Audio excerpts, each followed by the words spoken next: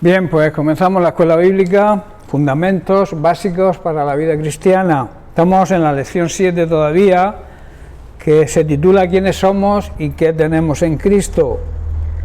Somos hijos de Dios y tenemos cantidad de beneficios y de bendiciones por serlo. Y eso es lo que estamos estudiando, por eso llevamos ya tantas semanas con esto, porque son tantas las bendiciones, tantos los privilegios que tenemos en Cristo, que se necesitaría, yo que sé, un año más para poder estudiarlos profundamente. Voy a hacer un corto resumen muy breve de lo que hemos visto hasta ahora y estudiado. Decíamos que cuando nos convertimos recibimos una nueva vida, somos una nueva creación en Cristo y como consecuencia entramos en una nueva relación con Dios. Pasamos a ser hijos de Dios, somos adoptados por Él. También que hemos sido liberados y hemos sido liberados de un montón de cosas, de todo tipo de esclavitud, de la esclavitud más grande que es el pecado y de sus consecuencias. Hemos muerto o deberíamos haber muerto al pecado y ahora vivimos para vivir en la justicia de Cristo. Hemos sido también purificados de todos nuestros pecados, de todos nuestros antiguos pecados. Hemos sido purificados y ya no estamos bajo condenación. La Biblia dice que estando en Cristo Jesús, ninguna condenación hay para nosotros. También que por gracia hemos sido salvados, no por obras, sino por la fe en Jesucristo, en lo que hizo por nosotros. También que nuestra naturaleza ha sido cambiada. Esto sucede cuando nos convertimos y hablamos del nuevo nacimiento. Es una necesidad nacer de nuevo, nacer de agua y de espíritu. También que somos limpiados, esto ya creo que lo estudiamos la semana pasada, de mala conciencia. Cada persona, cada raza, cada cultura, cada etnia, cada situación, cada persona diferente en diferente situación, sea económica, sea de la manera que sea, tiene su propia conciencia. ¿Y qué representa la conciencia en la vida de todo ser humano? Nuestra conciencia, decíamos, que es la parte de nuestro espíritu humano que nos dice cuando hemos hecho algo mal y hemos ofendido a Dios y cuando lo hacemos bien. Alguien dijo, comentábamos, que la conciencia actúa como una alarma que suena cuando estamos mal y permanece en silencio cuando no tenemos ningún tipo de problema con Dios. También poníamos el ejemplo de que la conciencia es como una señal de tráfico en una carretera. Te dice lo que debes hacer, pero nunca te impide hacerlo. Eres tú quien tiene el libre albedrío, la libre voluntad de hacerlo. También estudiamos la semana pasada que somos completos en Cristo. Cristo es completamente igual a Dios y reina sobre todos los espíritus que tienen poder y autoridad. Él está por encima de cualquier autoridad y a nosotros no nos faltará nunca nada si estamos unidos a Él, estamos completos en Él. Con Él lo tenemos todo y sin Él apenas tenemos nada. Él es 100% hombre y 100% Dios. De esta manera, a la obra de Jesús no se le puede añadir nada. Sería una herejía querer añadir cosas a lo que Jesús hizo. Por eso las obras no salvan a nadie. Las obras sería añadir algo más a lo que Cristo hizo. Y lo que Cristo hizo fue completo. O sea, Él se dio por completo a nosotros y nosotros, por tanto, estamos completos en Él. Hoy vamos a estudiar el siguiente tema. Otro de los beneficios, otra de las bendiciones que tenemos cuando nos convertimos es que ya no somos hijos de ira. La primera copa de las 7 copas del juicio final sobre la tierra se encuentra en Apocalipsis y está en Apocalipsis capítulo 16, versículo 2. Dice así: el primer ángel fue y derramó su copa en la tierra, y se produjo una llama repugnante y maligna en los hombres. ¿En qué hombres? Aquellos que tenían la marca de la bestia y que adoraban su imagen. Aquí está recibiendo Juan la visión del primer ángel que dice que salió del templo de Dios y derramó su copa sobre la tierra. Y a todos los que tenían la marca de la bestia y adoraban su estatua, su imagen, le salieron, dice, horribles llagas malignas. Pero ojo, y esta es la gran la gran noticia para nosotros. Esta plaga está dirigida a los que se han corrompido con el anticristo. Los santos, los hijos de Dios, aquellos que vivimos en santidad, no nos veremos afectados por esta plaga de úlceras. Ahora quiero explicar la figura del anticristo. Quiero hablar un poco del anticristo. Anticristo significa adversario demoníaco de Jesucristo. También se le denomina un mal espíritu. O sea, no es una figura, digamos, es también un espíritu que, como veremos ahora más adelante, abunda en este tiempo en muchas personas. Y ese mal espíritu y ese adversario, ese anticristo, va a aparecer antes de la segunda venida de Cristo, como el último perseguidor de los cristianos. Ese mal espíritu va a atacar a todos los cristianos verdaderos, pero Cristo, ahí está la clave y la gran promesa, lo vencerá en su regreso a la tierra. A veces este anticristo, esta figura, adquiere el aspecto de un pseudocristo, o sea, de un falso Cristo, que engañará a muchos con sus maquinaciones, sus mentiras, sus supuestos milagros. Él tiene poder para hacer milagros, pero la diferencia de los milagros que hace Dios es que Él cobra. Él te pasa factura de lo que hace. O sea, y sus falsas enseñanzas, y luego quiere usurpar el trono de Dios. Esa es su idea y su misión en los últimos tiempos. Va a aparecer antes de la venida de Cristo y quiere hacerse pasar por el mismo Dios, sentarse incluso en su trono. El anticristo, se puede decir, es una especie de encarnación de Satanás. Es una figura en la literatura apocalíptica cristiana que tiene varios nombres, todos con antecedentes en el judaísmo. Al anticristo se le denomina Gog, Magog, Belial, Antíoco, incluso Nerón. Nerón significa también anticristo. En la segunda carta a los tesalonicenses, capítulo 2, versículos 1 al 4, Pablo nos advierte lo siguiente sobre este tema: pero con respecto a la venida de nuestro Señor Jesucristo y nuestra reunión con Él, os rogamos, hermanos, que no os dejéis mover fácilmente de vuestro modo, vuestra manera de pensar, ni os conturbéis ni por espíritu, ni por palabra, ni por carta como si fuera nuestra, en el sentido de que el día del Señor está cerca y cada día más. Y luego el versículo 13, una frase que se repite mucho en la Biblia: nadie os engañe en ninguna manera, porque no vendrá sin que antes venga la apostasía. O sea, Jesucristo no va a venir sin que antes venga la apostasía. Yo creo que ya estamos en ese tiempo de apostasía. Abel, ponte aquí, ahí, bien sentadico ahí y calladico y atento. Vendrá la apostasía. La apostasía es renegar de la fe verdadera, y eso, de hecho, hay muchos llamados cristianos que están apostatando de la fe, están renegando de la fe verdadera por las mentiras y los engaños de este espíritu del anticristo que ya está aquí. Yo creo que no va a venir, que ya está aquí, porque estamos al final de los últimos tiempos.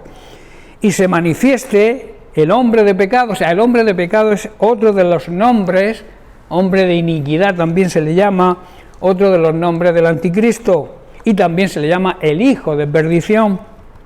Versículo 4, el cual dice, este anticristo se opone y se levanta contra todo lo que se llama Dios y es objeto de culto, tanto que se sienta en el templo de Dios como Dios, haciéndose pasar por Dios, pero nunca va a poder ser Dios. Se exaltará a sí mismo, dice, y se opondrá a todo lo que la gente llame Dios, y a todo lo que esté dedicado a Dios se va a oponer a todo. Incluso dice, se sentará en el templo de Dios y afirmará que Él mismo es Dios. Esa es una de sus grandes falacias para el final de los tiempos, sus grandes mentiras. Las epístolas de Juan, sin llegar a negar que habrá un anticristo final y único, afirma que existe ya una actitud, una tendencia característica de este, o sea, ese mal espíritu que hablaba antes, y que habita y hablan aún de muchos anticristos. Pablo, como ahora leeremos, nombra que ya han llegado los anticristos. ¿Qué son los anticristos? Digamos que el anticristo en sí es la figura, la reencarnación de Satanás, pero a todos aquellos que reciben ese mal espíritu también se le llaman anticristo. ¿Estáis comprendiendo? Para Juan, la negación de que Jesucristo haya venido en carne y por tanto que el Padre haya actuado para nuestra salvación constituye la revelación y el espíritu del anticristo. Hay muchos hoy que niegan la divinidad de Cristo, ¿verdad? Y ese es, digamos, la base, constituye el meollo de la revelación del anticristo. El anticristo asegura que Cristo no es Dios.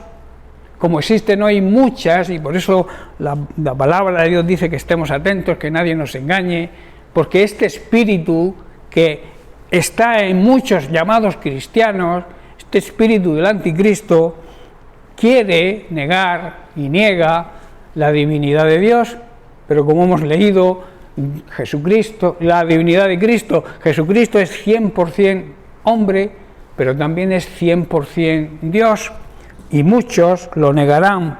En eso, vuelvo a repetir, se basa el espíritu del anticristo. Vamos a leer un ejemplo de las cartas de Juan. En la primera de Juan, en capítulo 2, verso 18, podemos leer: hijitos, dice, ya es el último tiempo. Está hablando proféticamente sobre el tiempo que estamos viviendo. Y según vosotros oísteis que el anticristo viene. Todos hemos oído hablar del anticristo y que el anticristo viene pronto. Dice, así ahora han surgido muchos anticristos. Por eso conocemos que estamos en el tiempo final, en el último tiempo.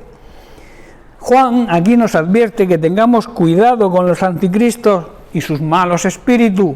Estamos llegando, digamos, a la última hora, a la hora final, y ya todos hemos oído que el anticristo viene, todos, yo creo que todos los que estamos aquí y la mayoría de los cristianos han oído que el espíritu del anticristo viene, y muchos, yo aseguro que ya está aquí, y que han surgido también muchos anticristos, porque ese espíritu ha entrado en muchos de los llamados cristianos, tienen el espíritu del anticristo, y por eso sabemos que la Biblia es verdad, porque está anunciado en la Biblia.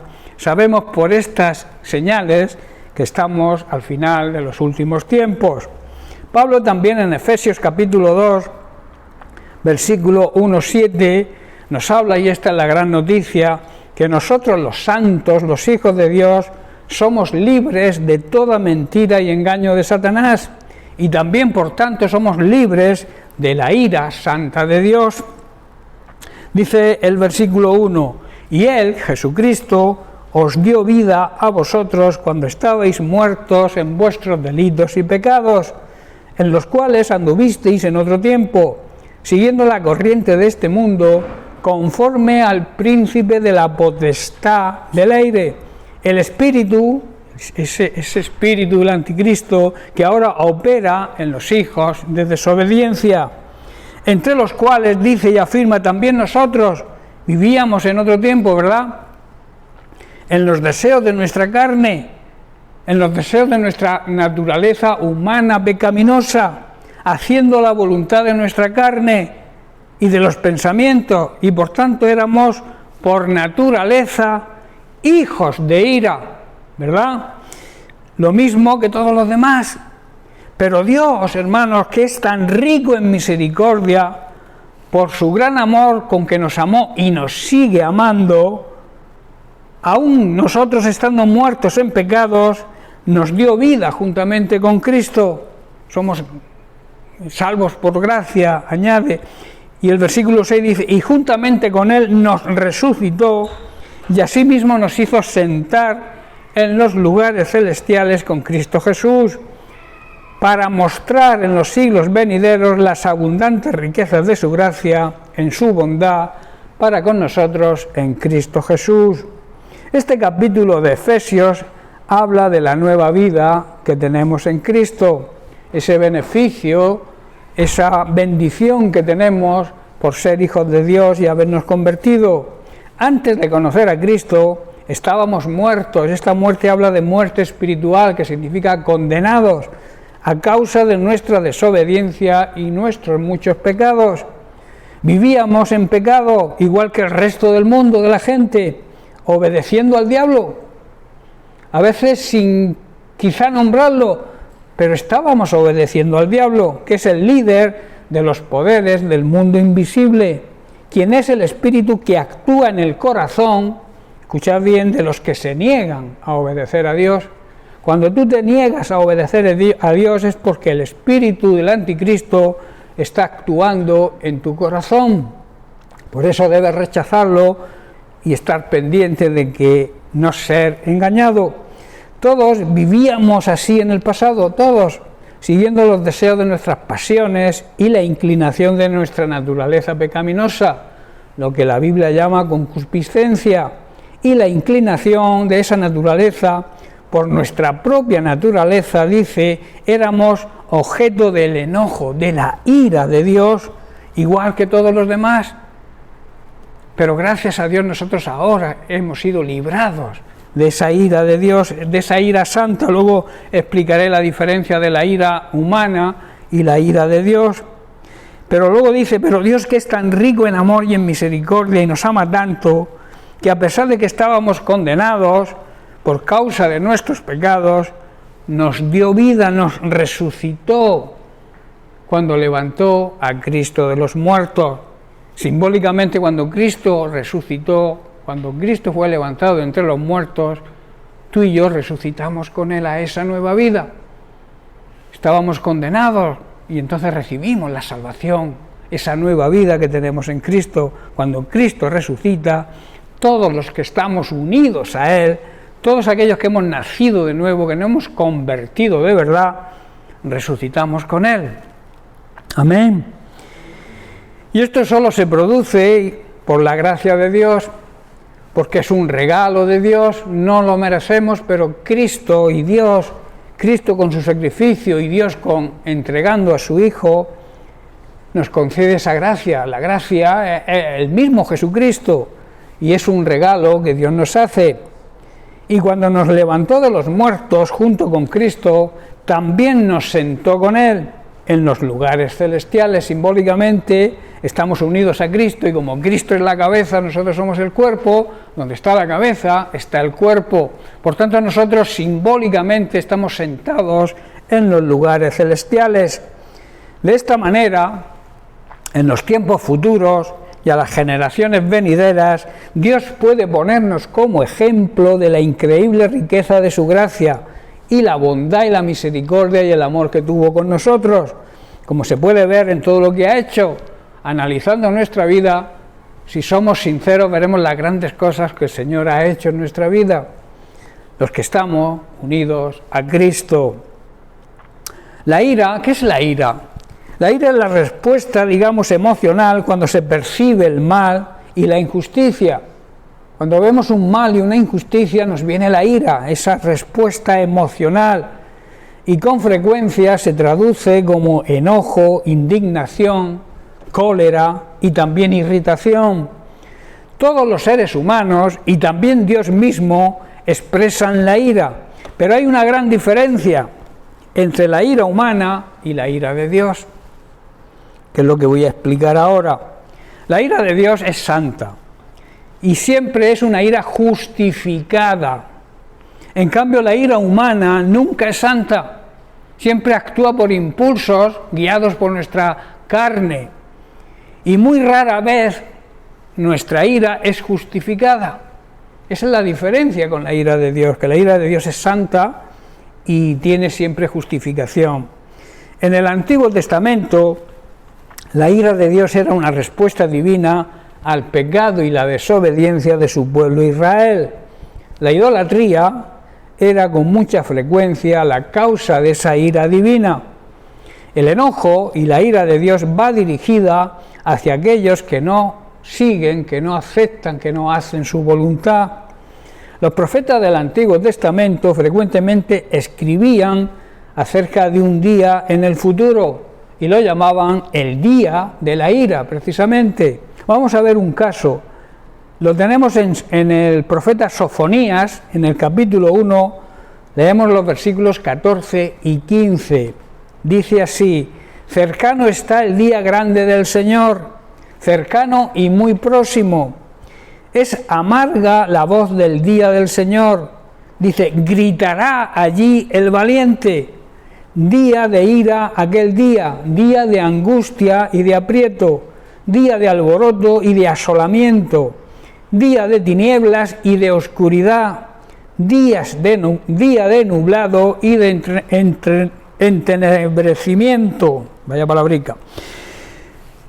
Es terrible, hermanos, el día del Señor es terrible y ese día se está acercando. Por eso debemos estar preparados, porque está ahí, viene deprisa. Y será un día de llanto amargo, un día cuando aún los hombres más fuertes clamarán pidiendo ayuda. Será un día cuando el Señor derramará su ira, un día de terrible aflicción y angustia, un día de ruina y desolación, un día de oscuridad y de penumbra. Hoy, hermanos, la principal causa de la ira santa de Dios no es otro que el rechazo de su Hijo Jesucristo. El rechazar a Jesucristo, a rechazar el plan de salvación ideado por Él, es lo que produce la causa de la ira santa de Dios, porque Él nos entregó a su Hijo, nos regaló por amor a la humanidad. De hecho, el único pecado que existe, el único pecado, es no aceptar el regalo de la salvación, no aceptar a Jesucristo. Y claro, de ahí nace todo el resto de pecados. Cuando tú no crees en Dios, cuando tú rechazas a Cristo, para ti no hay conciencia de pecado. Y claro, produces una serie de pecados, pero todos nacen del rechazo a Cristo. La ira de Dios contra el pecado y la desobediencia es perfectamente y siempre está justificada, porque su plan para la humanidad es santo y perfecto. Así como Dios es santo y perfecto, su plan también lo es. Dios proporcionó un camino para ganar el favor divino. Ese camino se llama Jesucristo y se entra en él mediante el arrepentimiento, el cual aleja la ira de Dios sobre todo pecador arrepentido. Rechazar ese plan perfecto, rechazar ese camino, es rechazar el amor, la bondad, la misericordia, la gracia, el favor y la ayuda de Dios. Y esto produce, hermanos, su santa y justificada ira. ¿Estáis comprendiendo? La ira de Dios es justificada por nuestra maldad. En el Nuevo Testamento, las enseñanzas de Jesús apoyan este concepto de Dios como un Dios de ira que juzga al pecado. Dios es un Dios justo, es un juez justo que no prevarica, es un juez que aplica la justicia correctamente. Si leemos la historia del hombre rico y Lázaro que todos conocemos, habla precisamente de una manera clara y es una simbología, digamos, del juicio de Dios y las serias consecuencias para el pecador no arrepentido. Vamos a repasar precisamente, aunque todos conocemos esta historia, pero es bueno que la repasemos y profundicemos un poco en ella. Se encuentra en Lucas capítulo 16, versículos 19 al 31. Dice: Jesús dijo: había un hombre rico que se vestía con gran esplendor en púrpura y en lino de la más alta calidad, y vivía rodeado de todo tipo de lujos. Tirado a la puerta de su casa había un hombre pobre llamado Lázaro. Estaba tendido, deseando comer las sobras de la mesa del hombre rico, y los perros venían y le lamían las llagas abiertas.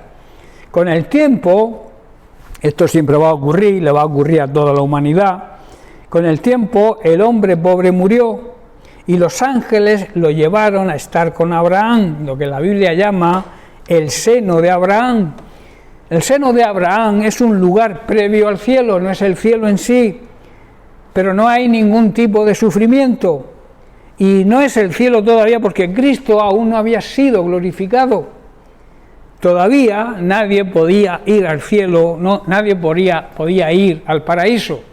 Por eso Jesús, cuando el ladrón que se convirtió en la cruz, le dijo: hoy mismo estarás conmigo, no en el seno de Abraham, sino en el paraíso, ¿entendéis? El seno de Abraham es un lugar previo, digamos, donde no hay tormento, pero todavía no es el cielo, no se está en la presencia plena de Dios.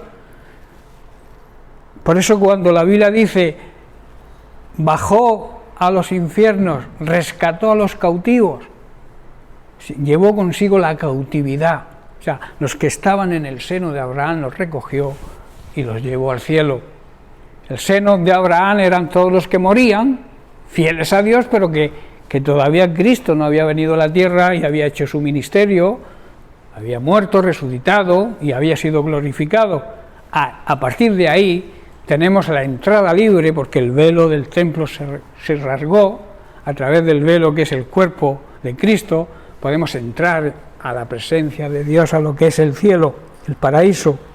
Y dice que también el hombre rico murió y fue enterrado, y su alma fue al lugar de los muertos. También es un lugar previo al infierno, pero también ahí ya empieza a haber tormento. ¿Estáis entendiendo? Es digamos la segunda parte de la esfera que compone el seno de Abraham y el lugar de los muertos, el Seol, que llama la Biblia. ¿Estáis entendiendo? Bien, pues el hombre rico dice que estando en ese lugar de sufrimiento, allí en medio del tormento vio a Abraham y a lo lejos con Lázaro junto a él. El hombre rico gritó: Padre Abraham, ten piedad, envíame a Lázaro para que moje la punta de su dedo en agua y refresque mi lengua. Estoy en angustia por estas llamas. Pero Abraham le dijo: Hijo, recuerda que tuviste todo lo que quisiste durante la vida, y Lázaro no tuvo nada. Ahora él está recibiendo consuelo y tú estás en angustia. Además, y esta es la clave, hay un gran abismo que nos separa. Ninguno de nosotros puede cruzar hasta allí, y ninguno de los que están de ustedes puede cruzar hasta aquí. Entonces el hombre rico dijo: Por favor, padre Abraham, al menos envíalo a casa de mi padre. Tengo 5 hermanos y quiero advertirles que no terminen en este lugar de tormento. Pero Abraham dijo: Moisés y los profetas ya les advirtieron. Tus hermanos pueden leer lo que ellos escribieron. El hombre rico respondió: No, padre Abraham, pero si se les envía a alguien de entre los muertos, ellos se arrepentirán de sus pecados y volverán a Dios. Pero Abraham le dijo: Si no escuchan a Moisés y a los profetas, tampoco escucharán por más que se levante alguien de entre los muertos. ¿Estáis comprendiendo la dureza del corazón de la gente pecadora? Aunque se levante alguien de entre los muertos y les anuncie que están en peligro, no van a creer.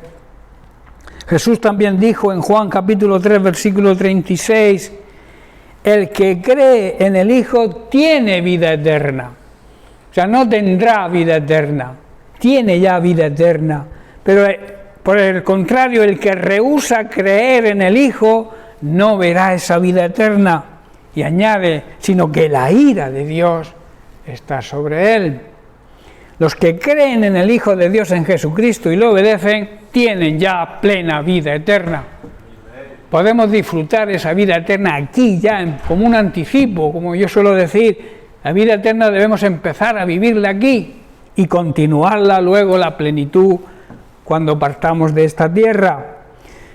Y luego añade, los que no obedecen a Jesucristo, los que no obedecen su palabra, nunca tendrán vida eterna. Estarán muertos espiritualmente, sino que permanecerán bajo la ira del juicio de Dios. Esto es tremendo. Por eso debemos sentir misericordia y amor por la gente que anda en esta condición y llevarles el Evangelio para darles la oportunidad de arrepentirse. Pablo asegura lo mismo en Romanos capítulo 5, a partir del verso 6.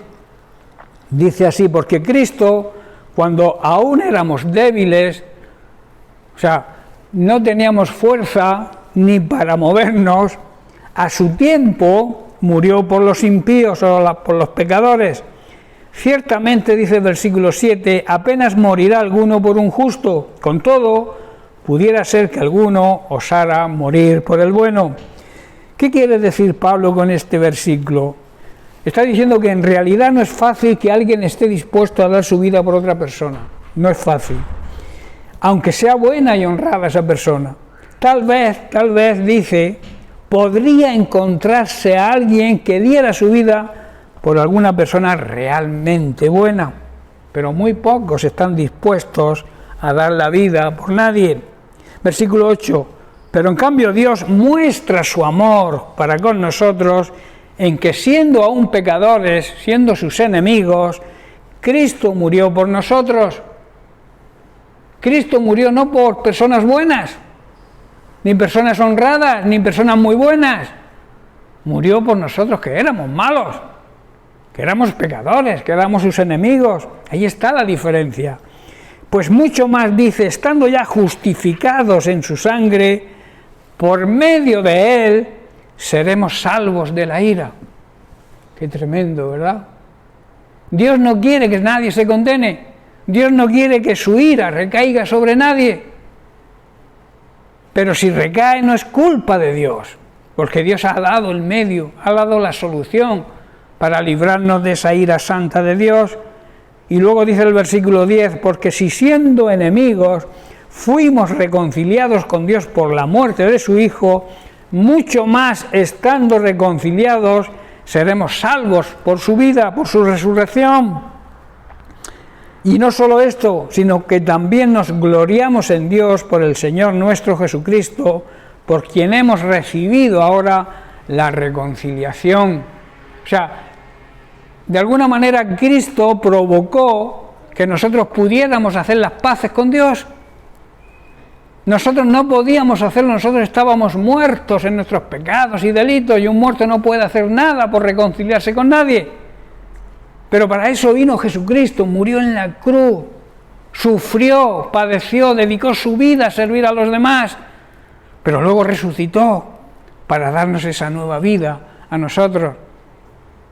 Por eso despreciar eso que Dios hizo provoca la ira de Dios. ¿Estáis entendiendo? Dios no quiere que nadie se condene, vuelvo a repetir, pero el hecho de rechazar el regalo de la salvación, el hecho de rechazar a su Hijo Jesucristo, le produce la ira justificada y santa. Amén. En otras palabras, el que cree en el Hijo de Dios no sufrirá nunca la ira de Dios por su pecado, porque Él, Jesucristo, cargó sobre sí mismo la ira de Dios. O sea, la ira que debería venir sobre nosotros al aceptarlo y reconocerlo y arrepentirnos de nuestros pecados, esa ira que venía dirigida hacia nosotros, Cristo dijo, no, yo cargo con esa ira. ¿Estáis comprendiendo? Y entonces, a través de estar unidos a Cristo, a través de aceptarlo y recibirlo como Señor y Salvador, nos libramos de la ira santa de Dios. Qué precioso, ¿verdad? Qué bonito. En Romanos capítulo 2, versículos 5 y 6, Pablo advierte ahora a los pecadores: pero por tu dureza y por tu corazón no arrepentido, dice, atesoras para ti mismo ira para el día de la ira y de la revelación del justo juicio de Dios. O sea, no es Dios quien quiere condenarte. Él te da la solución, pero por tu dureza de corazón no arrepentido, atraes hacia ti la ira para el día de la ira. Y luego dice, el cual pagará a cada uno conforme a su obra. Eso habla de la justicia. La justicia es dar a cada uno lo que merece, ¿verdad? Si merece premio, premio. Pero ¿y si merece castigo? ¿Le vamos a dar un premio? Entonces no sería justicia. La justicia es dar a cada cual lo que merece. Todos aquellos que no creen y no aceptan al Hijo de Dios, no aceptan a Jesucristo como Señor, y aquellos que no le reciben como Salvador, serán juzgados en el día de la ira, y Dios les hará justicia, dará a cada uno, como he dicho, lo que merece. Ahora quiero hablar un poco sobre hemos hablado de la ira santa de Dios, ahora vamos a hablar un poco de la ira humana. Pablo en varias de sus cartas nos advierte sobre el peligro de la ira humana y sus consecuencias. Por ejemplo, en Colosenses capítulo 3 leemos los versículos del 8 al 10. Dice así: pero ahora dejad también vosotros todas estas cosas: ira, enojo, malicia, blasfemia, palabras deshonestas de vuestra boca. No mintáis los unos a los otros, habiéndoos despojados del viejo hombre con sus hechos y revestido del nuevo, el cual conforme a la imagen del que lo creó se va renovando hasta el conocimiento pleno. Y en Romanos capítulo 12, versículos 17 al 19 también nos dice: no paguéis a nadie mal por mal, procurad lo bueno delante de todos los hombres. Los hombres en la Biblia significa los seres humanos, sin distinción de género. Versículo 18: si es posible, en cuanto dependa de vosotros, estad en paz con todos. Versículo 19: no os venguéis vosotros mismos, amados míos, sino dejad lugar ¿a qué? A la ira de Dios. Porque escrito está: mía es la venganza, yo pagaré, dice el Señor. En otras palabras dice: yo os haré justicia. Y en Efesios capítulo 4, versículos 24 al 27 también Pablo dice y declara: vestíos del nuevo hombre. O sea, vivan de acuerdo a la nueva naturaleza, creada por Dios según Dios en la justicia y santidad de la verdad. Por lo cual dice: desechando. ¿Qué es desechar? Echar a la basura, ¿no? Desechando la mentira, tenéis que hablar la verdad cada uno con su prójimo, porque somos miembros los unos de los otros. Todos pertenecemos al mismo cuerpo. Si hemos nacido de nuevo, pertenecemos a la familia de Dios y por tanto somos parte del cuerpo de Cristo y somos miembros los unos de los otros. Y luego el versículo 6, aquí está la clave: airaos, pero no pequéis, y no se ponga el sol sobre vuestro enojo, ni deis lugar al diablo. Hermanos, solo Dios puede vengarse. Solo Dios puede aplicar la verdadera justicia, porque su venganza y su justicia son perfectas y santas, mientras que la ira humana es pecaminosa y casi siempre injustificada e imperfecta. El enojo y la ira. El enojo, digamos que es el estado de ánimo que provoca ira contra alguien por habernos ofendido. También es una reacción ante un ataque o una acusación falsa o injusta. En 2 de Timoteo capítulo 1 versículo 7 Pablo le escribe a su discípulo y le dice: porque no nos ha dado Dios un espíritu de cobardía, sino de poder, de amor y de dominio propio. Que algunos tienen demonio propio en vez de dominio propio, ¿verdad? Ante situaciones quizá incómodas o difíciles, o ante cualquier ofensa recibida y que nos puede producir episodios de rabia y de enojo, debemos aprender a controlarnos, a tener dominio propio, templanza, hablar cuando tengamos que hablar y callar cuando debamos callar, que a veces nos precipitamos y decimos algo que luego nos arrepentimos, o nos callamos algo que deberíamos haber dicho, porque no tenemos control, dominio propio. Tenemos que aprender a controlarnos. Debemos aprender, en este caso, a controlar el enojo y la ira. Puede que las situaciones de enojo sean puntuales, que nos ocurra pues de vez en cuando, pero tenemos un serio problema cuando es una actitud frecuente en nosotros. Si el enojo que nos conduce a la ira y al deseo de venganza es parte de nuestra vida cotidiana, entonces tenemos un serio problema. Debemos plantearnos y tomar medidas, porque no es propio en un verdadero cristiano estar completamente enojado. Hay personas que siempre están enfadadas, llamados cristianos, cualquier cosa que les dices, por cualquier motivo, a lo mejor por una broma, por lo que sea, se enfadan. Pasan su vida enfadados, no andan en el gozo del Señor. ¿Estáis comprendiendo? Por eso dice que debemos aprender a controlar nuestras emociones y nuestros impulsos. En Efesios 4:26 que hemos leído, quiero hacer énfasis en este versículo, dice: airaos, pero no pequéis. O sea, no perder el control. Podéis airaros, podéis tener una reacción de ira, pero tenéis que controlar esa ira. No se ponga el sol sobre vuestro enojo. Qué sabia es la palabra de Dios, ¿eh? Seguramente hayas pasado, y yo y todos hemos pasado por situaciones que nos causan enojo, y esto nos ha llevado, digamos, a la ira y a querer vengarnos. Todos hemos pasado por ahí, no lo negamos, ¿verdad?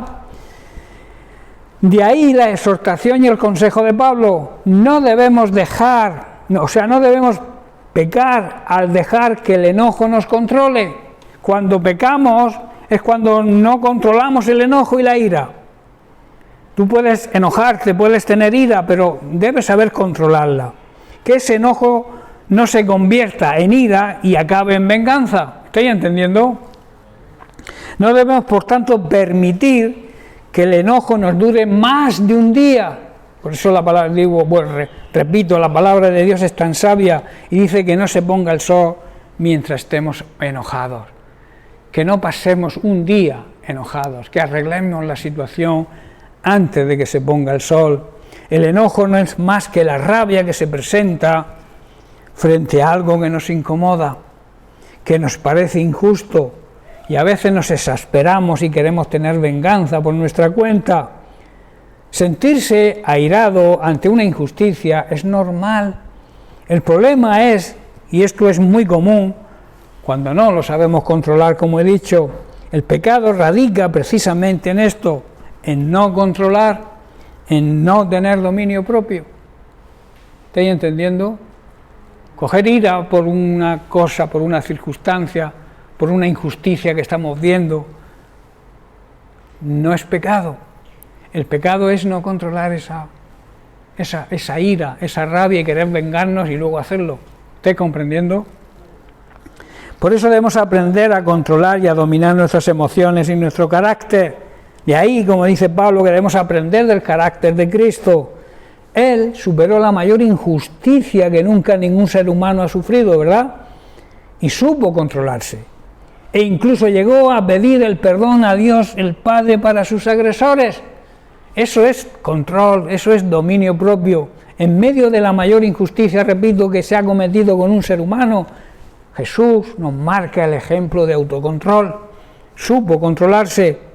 Por eso no podemos ni debemos vivir siempre enojados y permitir que la ira y esa sed de venganza domine nuestras vidas, porque esto puede traer grandes y graves consecuencias, incluso, escuchar bien, en nuestra salud física, porque cuando nos enojamos, la frecuencia cardíaca y la presión arterial aumentan, y esto puede traernos serias consecuencias físicas, enfermedades.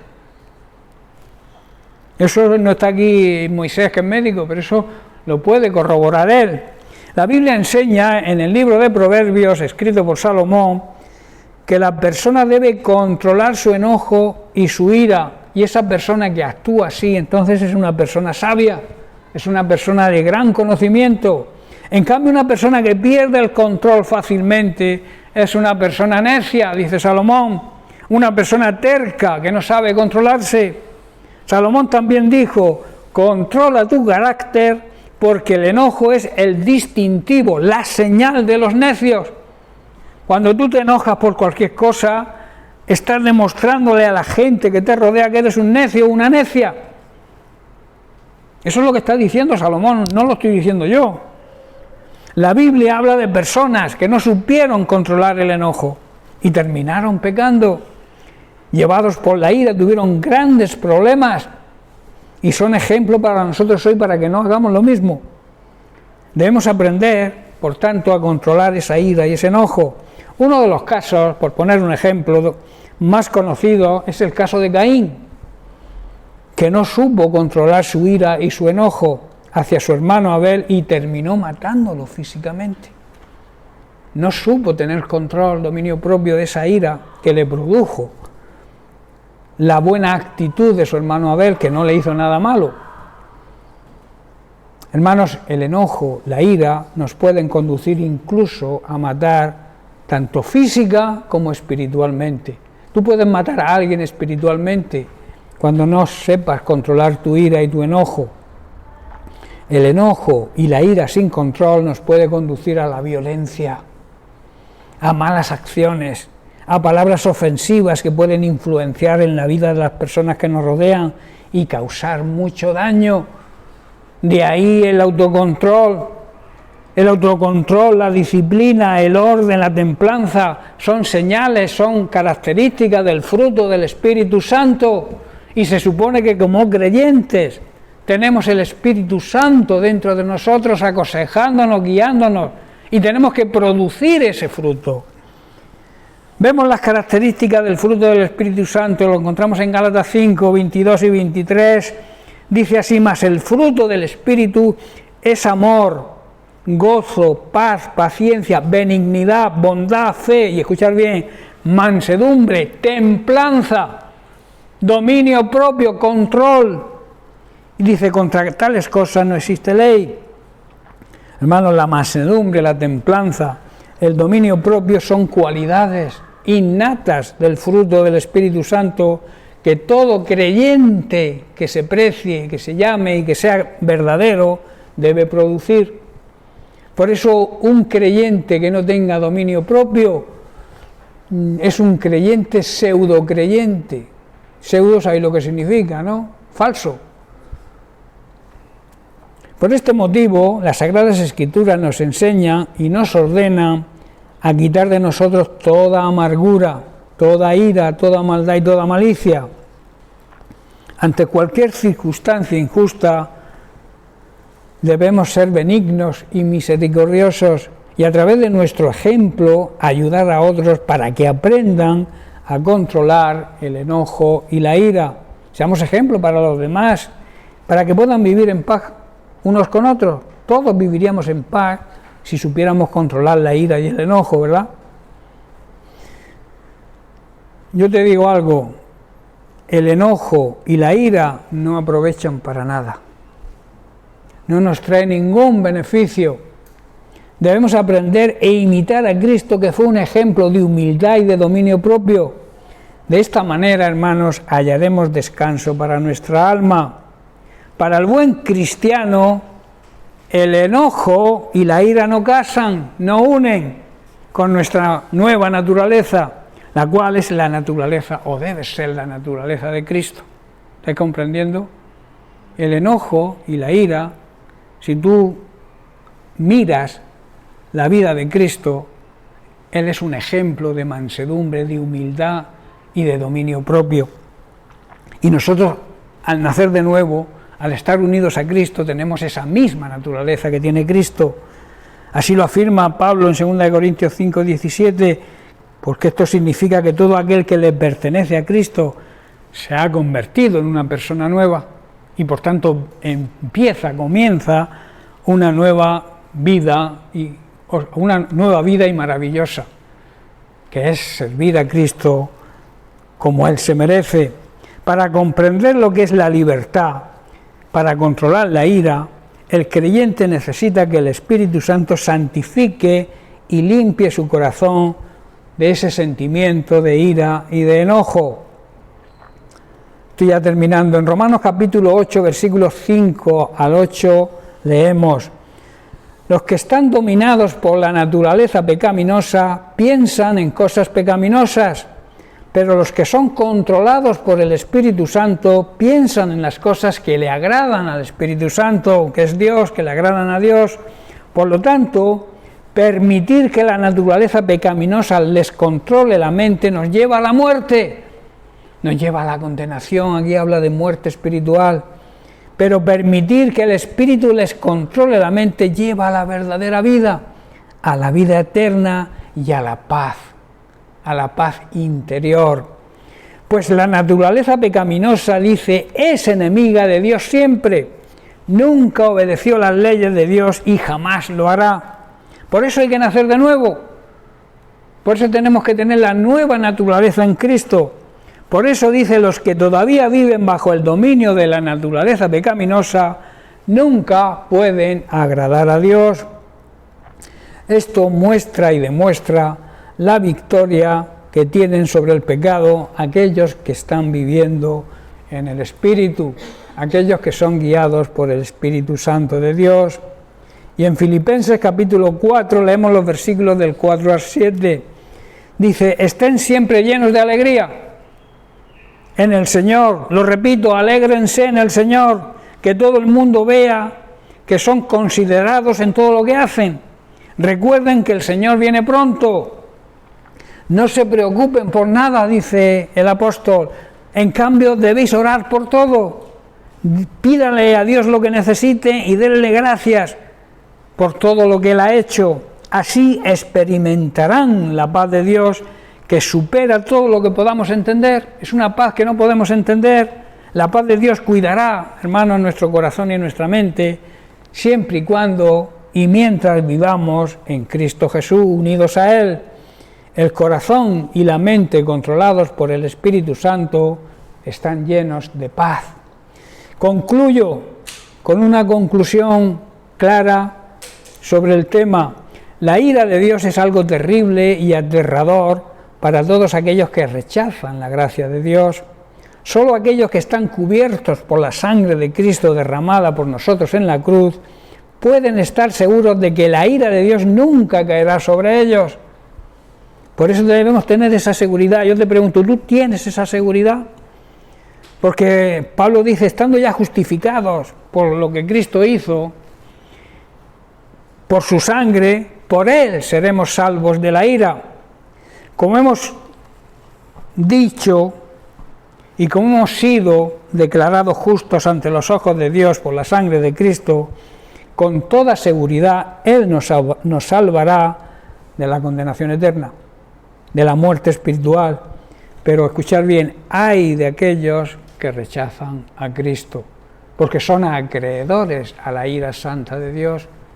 No porque Dios los odie o quiera algo malo para ellos. Dios quiere que se arrepientan, Dios quiere que sean salvos, pero tienen que aceptar el regalo de su Hijo Jesucristo.